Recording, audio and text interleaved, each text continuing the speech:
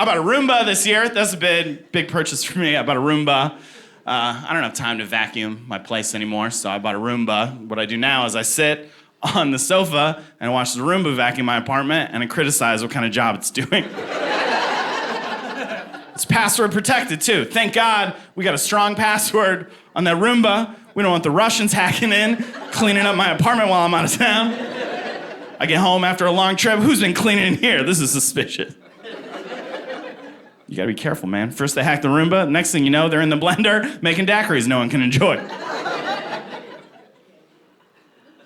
Bought a car this year too. That was a big purchase. When the salesman was telling me all the features of the car, he said, this thing's really cool. It's got an econ button on it. It's this button with a green leaf, and if you push this button, then the car will get better gas mileage. I was like, that's cool. But have you ever thought about just making this car good all the time? Do you really think there's times in my life where I go, I had a pretty good night in Elkhart. I think I'm gonna use a little extra gas on the way home today. I deserve it. And he said, sir, you don't understand. If you turn the button off, then the car gets better acceleration. And I was like, oh, okay, but I'm trying to buy a Honda Civic right now.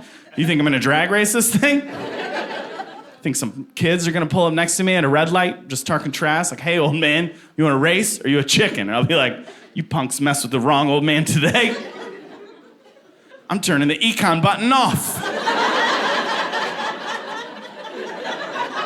I'm gonna win this race and mess up the environment for your kids.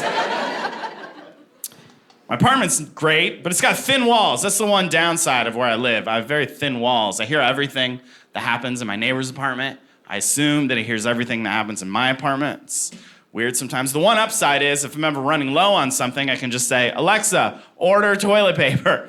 And then if I can get it from his front door before he notices, free toilet paper.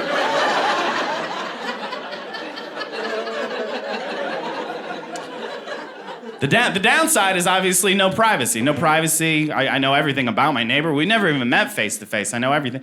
We have the same first name. His name's also Andy. I know all the sports teams that he cheers for.